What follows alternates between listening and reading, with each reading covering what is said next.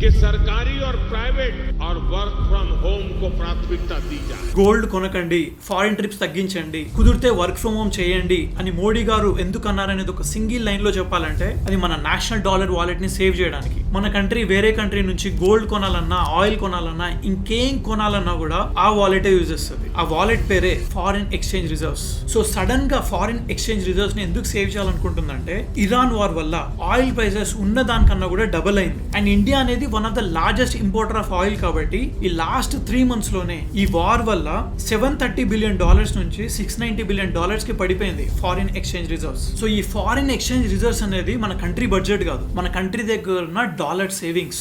వేరే కంట్రీ మన దగ్గర నుంచి కొంటే ఈ సేవింగ్స్ పెరుగుతుంది, మనం వేరే కంట్రీ దగ్గర కొంటే ఈ సేవింగ్స్ తగ్గిపోతుంది. సో మనం గోల్డ్ కొన్నా, ఆయిల్ కొన్నా ఈ సేవింగ్స్ నుంచే ఖర్చు పెట్టాల్సి వస్తుంది. సో ఈ సేవింగ్స్ తగ్గిపోతే ఆటోమేటిక్ గా రూపీ వాల్యూ పడిపోతుంది. రూపీ వాల్యూ పడిపోతే పెట్రోల్ దగ్గర నుంచి వెజిటేబుల్స్ దాకా ప్రతిదీ కాస్ట్లీ అయిపోతుంది. ఇది కామన్ మ్యాన్ ని డైరెక్ట్ గా ఇంపాక్ట్ చేస్తుంది కాబట్టి మోడీ గారు మనల్ని రిక్వెస్ట్ చేశారు. అండ్ ఈ చిన్న డెసిషన్స్ ఇలాంటి క్రైసిస్ టైంలో మన కంట్రీని ఫైనాన్షియల్ గా స్ట్రాంగ్ చేస్తారు.